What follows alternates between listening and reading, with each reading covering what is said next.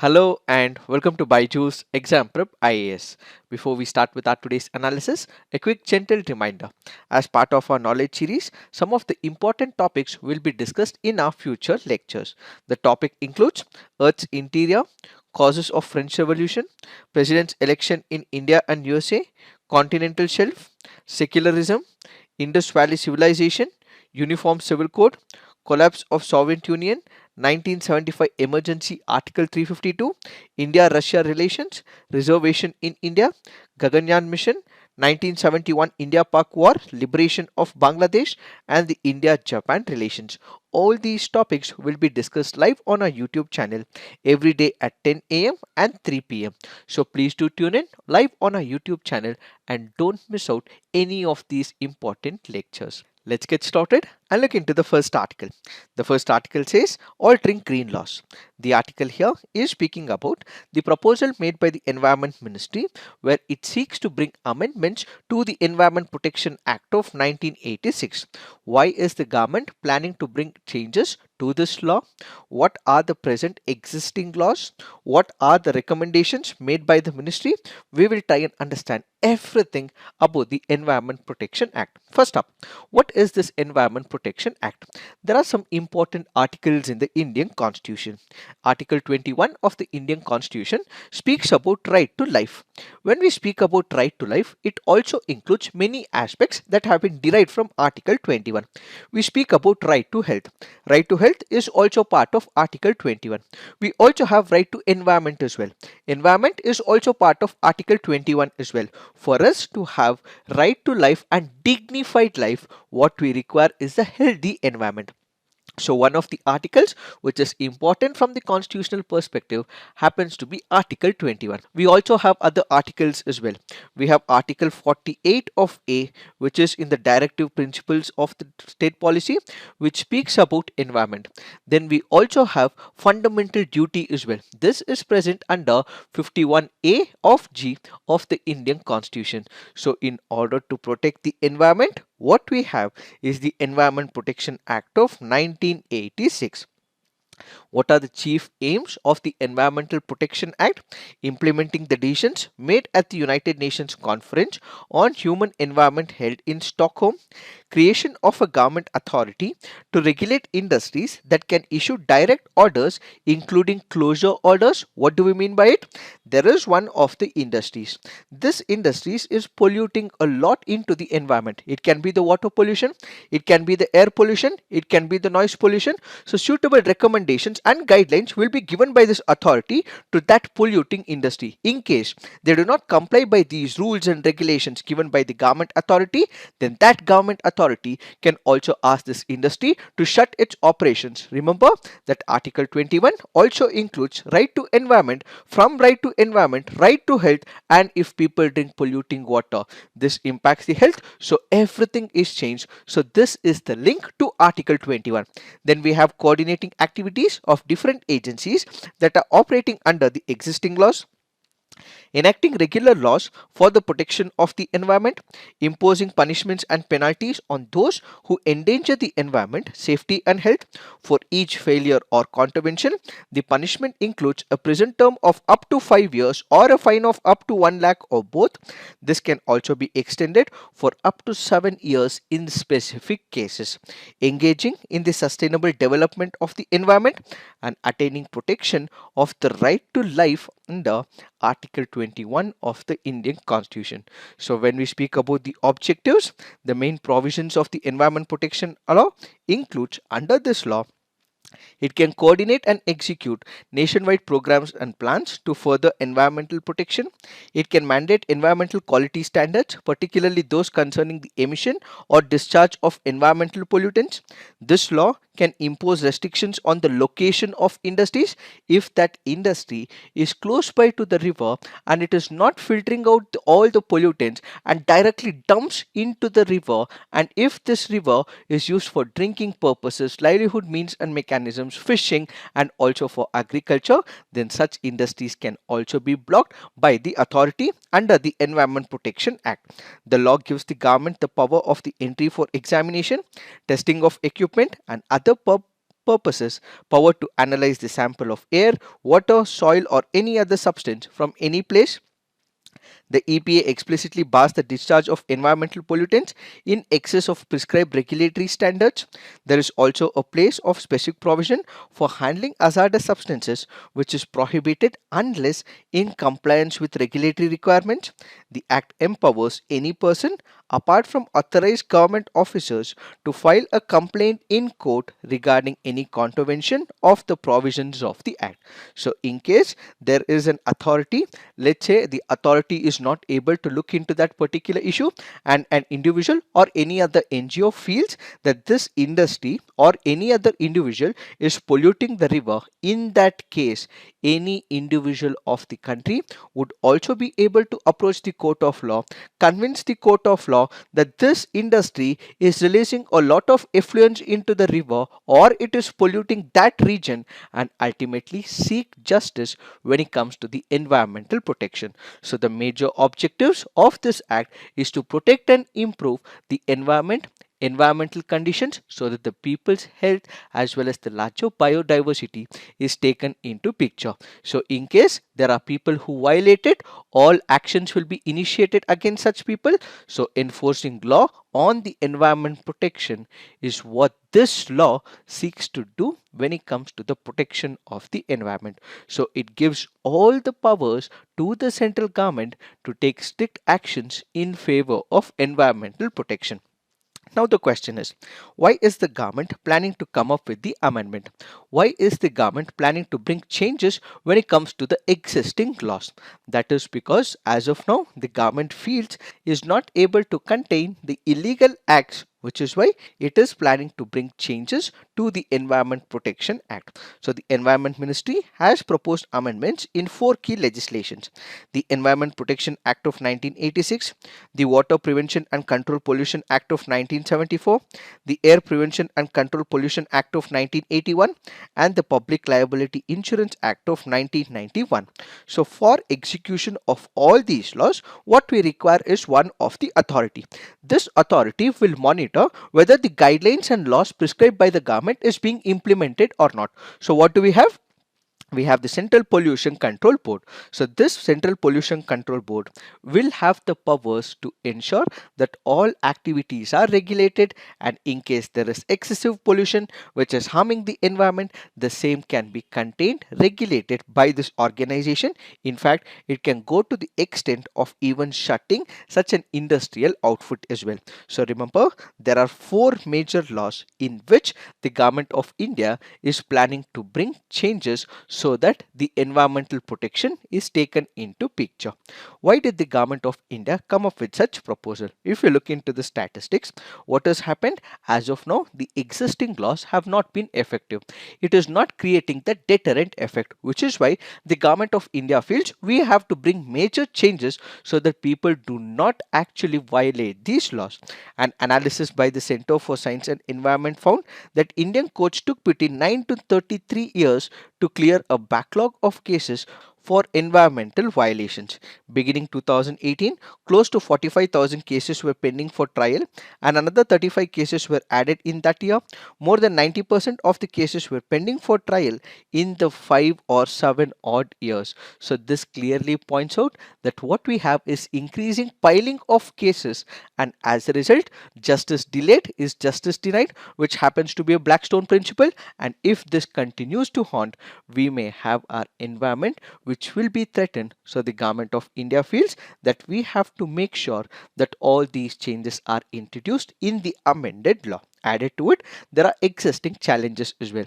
What are these existing challenges? Let's say, for example, as we initially discussed, if there is an individual who finds out that there is an issue in the environment, there is an industrial body which is polluting the river, or there is excessive air pollution because that company is emitting a lot of air pollutants. As a result, what will this person do? This person can go to the court of law, and if they go to the court of law, what will happen?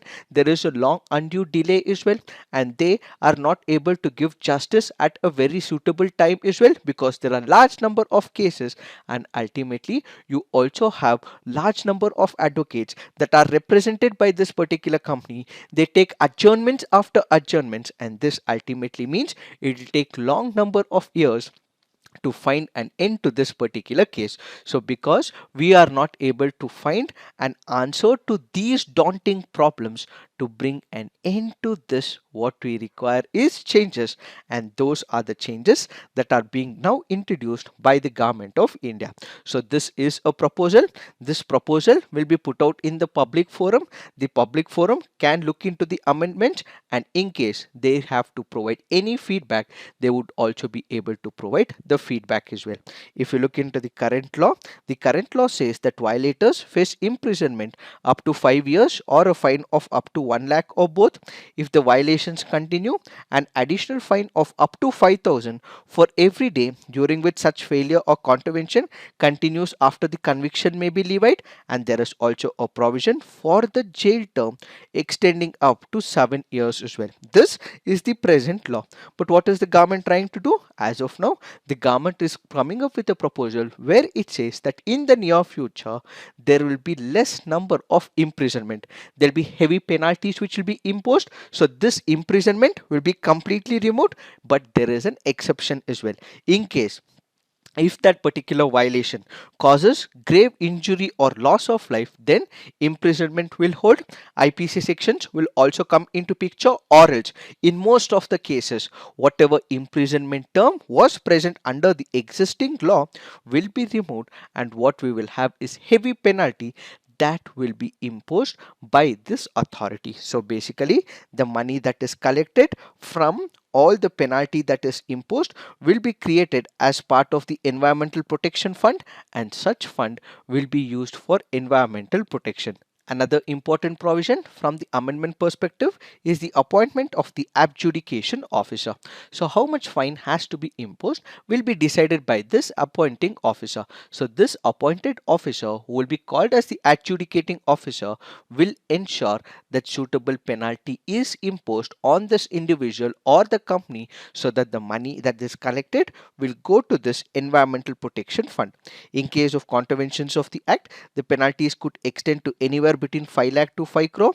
The proposal notes, but the clause on provision of a jail term for the first default has also been removed under these amendments. So remember, this is a proposal, so they are seeking for the responses. So all the stakeholders, the citizens, the state government, union territories and other concerned have time to respond with their suggestions, and if it is found suitable, the central government may also bring changes as well.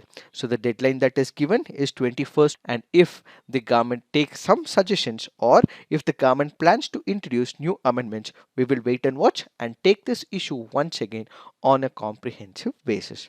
Now let's look into the next article. This article says a multilateral platform in a polarized world. Let us try and understand everything about this article, which is speaking about the G20. When we speak about the G20, this happens to be an international forum where you have the governments that are represented by the finance minister and the central bank governors. So it is a group of finance ministers and the central bank governors from 19 of the world's largest economies along with the European Union. So you will have 19 countries and you will also have European Union representing, which is why it is called as G20 countries. So it basically means that it is a forum where you have the government representation, and the members include 19 individual countries and the European Union represented by the European Commission. So when we speak about G20, it was formed in the year 1999 in the backdrop of the financial crisis of the late 1990s that hit East Asia, and Southeast Asia in particular. So, what will it do? It will try to study, review, and also promote high level discussion with respect to the policy matters which is majorly haunting the global community on in terms of the economy. So, in order to make sure that there is international financial stability, this group came into existence. Together, the G20 countries include 60% of the world's population, 80% of the global GDP, and 75% of the global trade. So, what is the purpose of the G20? It basically looks into three important paradigms. One, policy coordination between its members in order to achieve global economic stability, sustainable growth, to promote financial regulations that reduce risk and prevent future financial crisis, to create a new international financial architecture.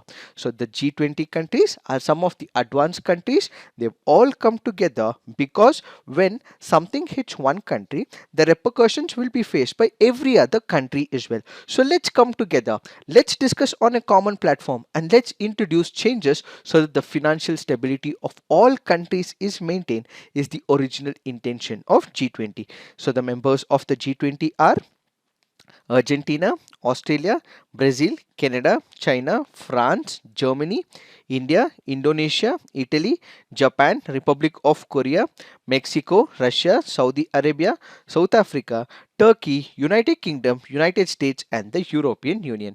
These are some of the important countries which are part of the G20 and can also be a probable question in your preliminary examination. The G20 is also supported by international organizations. We did discuss that this is a forum where all these countries come together. So, what it also requires is the backing by the international organizations. So, what we have is the support given by the Financial Stability Board, International Labour Organization, International Monetary Fund, Organization for Economic Cooperation Development, United Nations, World Bank, World Trade Organization, so on and so forth. So, there is constant support given by these international organizations, and there will be resolutions which will be passed by the G20, and these are the political declarations made by these countries, but they are not legally binding on all these countries. Remember, they are not legally binding, but yes, they are the political declarations made by the G20 countries. How does it work? When we speak about G20, it operates as a forum and not as an organization. What does it mean? It means that they do not have a permanent secretariat or management and administrative structure. One of the G20 countries is selected to hold the chair in rotation, also known as the G20 presidency. The presidency establishes a temporary secretariat. The secretariat coordinates all the work and organizes the G20 meetings as well.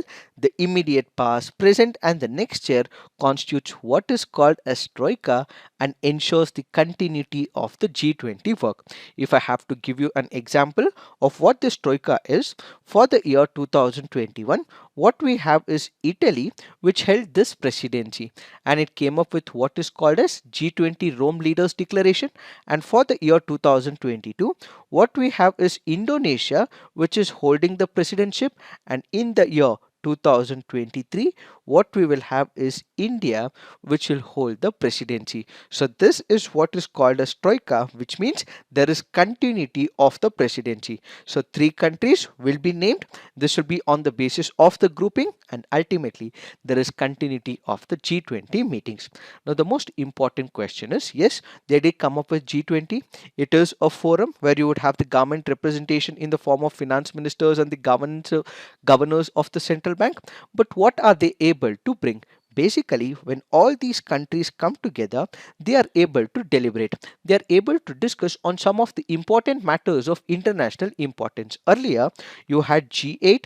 G8 got reduced to G7 with the elimination of Russia as well. So it basically means G7 had only few countries, but G20 also had emerging economy where they deliberate on important matters of international importance, and in case it is going to have repercussions to major economies, a guideline would be released, and all these countries may implement such guidelines as well.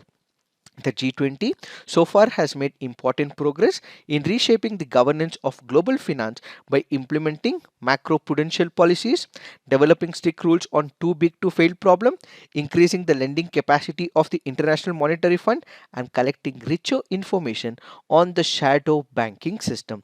Since 2009, the G20 has established itself as an invaluable forum, allowing leaders of the world's major economies to work together to lift growth in mutually supportive ways and reform the global financial system to help prevent future crises by enabling the countries to align their domestic policies to the decisions taken by the grouping across ministerial level meetings as well as the summit. So what they have been able to do is when these ministers and the governors have come together, they have been able to take a coordinated action to eliminate some of the black money issues, terrorist financing, so on and so forth. In fact, in order to root out some of the issues relating to the tax haven as well, they've all come together to prevent the stop of transferring of profit by the MNCs without paying taxes. In G20 meeting that was held in 2010, they were also able to expand the windows of opportunity for multiple areas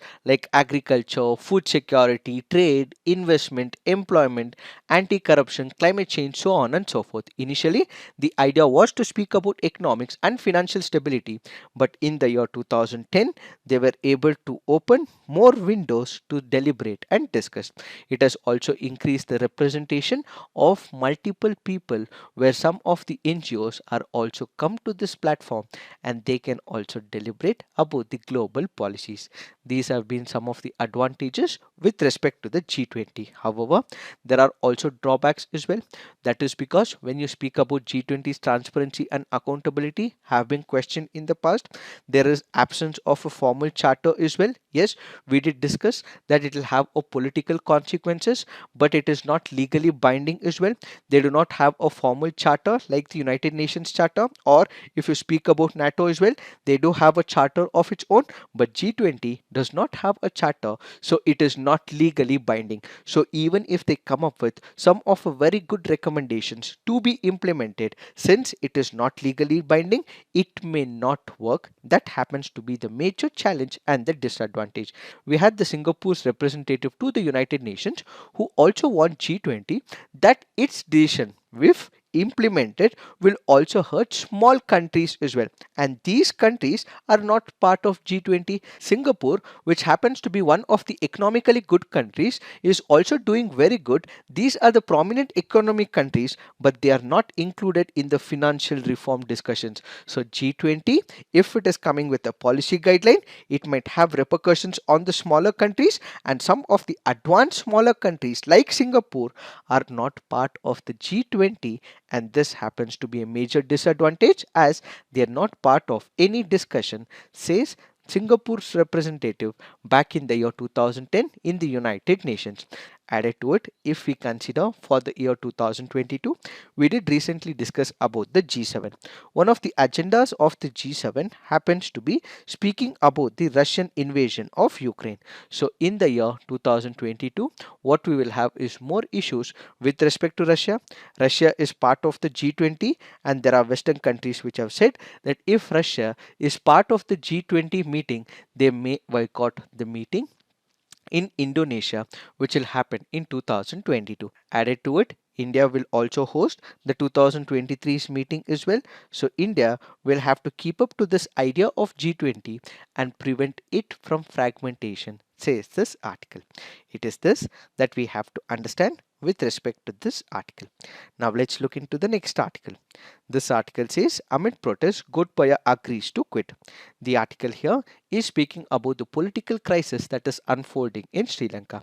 What is the background to this? Is the economic crisis. What is this economic crisis with respect to Sri Lanka? We have a detailed explanation for the same, whose link will be given in the description box. Please look into it. To give you a brief gist of it, what is happening? Sri Lanka is undergoing a lot of economic crisis. They do not have enough food to eat. right? There is not much of power supply to the people in Sri Lanka. They do not have the gas as well. They do not have the fuel. Even if they have to get all of it, what they require is the money, which they do not have as of now, which is why they are not able to import all these important commodities. This is leading to grave economic crisis and people are not happy about it. Added to it, there is skyrocketing inflation in Sri Lanka, which means that Sri Lanka as a country is suffering from the worst economic crisis. They have shortage of cash for imports of important necessities. Sri Lanka has been seeking for help from countries like India and China, and in the past, India has supported. In the past, China has also provided some money as well. And added to it, you also have multiple countries like United States of America, which have also given an helping hand as well. Despite all these countries providing their helping hand, they are not able to sustain their country. The United Nations also launched a worldwide public appeal for assistance as well. They were able to collect some money as well. Even this money that was given to Sri Lanka was not able to escape its economic crisis. So, what exactly happens? Sri Lankan people are not happy with it, and added to it, they also feel that there is political corruption. Because there is political corruption, because the politicians are not able to take care of the people, people started protesting. And now protesters have stormed the official residence of the Prime Minister as well as the President. Protesters also broke into Prime Minister Ranil Wickremesinghe residence, set it on fire as well, and they have asked the President and the Prime Minister to resign. And now Sri Lanka's President and Prime Minister have offered resignations amid the political turmoil. And recently they did have the meeting as well. And in this particular meeting, majority party leaders agree on the things. They say that President Gotabaya as well as Prime Minister will have to resign immediately. And to this, Ranil Wickremesinghe has said to ensure the continuation of the government, including the safety of all citizens, I accept the best recommendation of the party leaders today to make way for an all-party government. To facilitate this, I resign as the Prime Minister, says Ranil Wickremesinghe. So, what is the future course of action? Speaker will act as the President for a maximum of 30 days. An all party meeting will be taking up and they will elect MP as the President for the remainder term, and they will also appoint interim all party government and election soon. Because of the economic crisis, this has resulted in political crisis in Sri Lanka is what is this article all about. But the background to this as to what is this economic crisis all about, the link has been given in the description box. Kindly look into it. Now let's look into the next article. This article says MGNREGS site supervisors left in lurch in their wait for salary payments. Let us try and understand what is this article all about. The article here is speaking about mate. Who is a mate? He happens to be a worksite supervisor. There should at least be one mate for every 100 workers. A person working as a mate should not be a worker, but instead he should be able to supervise other people who are present in that particular region. So what are the functions that are given to the mates? They supervise the worksite, record daily attendance in muster roll, give markouts at the worksite before beginning the work, take measurement at the end of the day, update entries in the job cards, facilitate applications for job cards and submit them to the GP, facilitate demand for work from individual workers or group of laborers, facilitate participatory identification of works, ensure there is no free riding with his or her group of workers, submit filled in muster rolls to GRS, ensure that the first aid box with adequate material for emergency treatment for minor injuries and other health hazards, help illiterate laborers in his or her group to learn to sign and calculated wages earned, and create awareness about the rights and entitlements under the MGNREGA. So a MGNREGA mate is a supervisor who is working in a locality who has to supervise people, and ultimately he would also be given a salary. So this particular article currently goes on to say that the salary that was supposed to have been given to all these mates is yet not given to these mates, and as a result they have become the major sufferers. So what is the issue right now? As per the MGNREGA, the wages of unskilled workers is to be paid within 15 days, and if there is a delay, the center has to compensate them. Mates who are at the frontline supervisors of the programs are listed as the semi-skilled workers. Because of the specialist nature of their job, what should have been a leg up for them has tragically ended up being complicated as well. That is because their wages come from the material component, which is 60% of which is to be paid by the union government, and the union government has continued with the delay, and they are not able to get the required salaries on time. Ideally, they should have got their salaries on time, but because the union government has to pay 60% of this component, they are not able to get their payments on time is the major concern. In order to overcome this particular issue, we have in Chhattisgarh, which is set as an example, that mates are also clubbed with the unskilled laborers so that at least their wages are not delayed. In Jharkhand too, they are listed as unskilled category so that they do not have any delay when it comes to their payment. In order to overcome this particular issue, the article goes on to say that they have to be paid on time because these are the supervisors. These supervisors have a lot of work as well. They deserve to be paid, and in most of the cases, since they are not paid on time, and in most of the cases there is undue delay, this has to be cut shorted, and ultimately they have to be provided the required amount on a timely basis. Is what is this article all about? Will new penalties on environmental violations soften the blow for air, water, and land polluters? Critically comment. Next question. G20 grouping finds itself in a difficult situation amid growing disunity. Examine.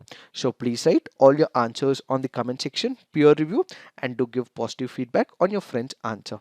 So this is it for today. Thank you for watching. All the best.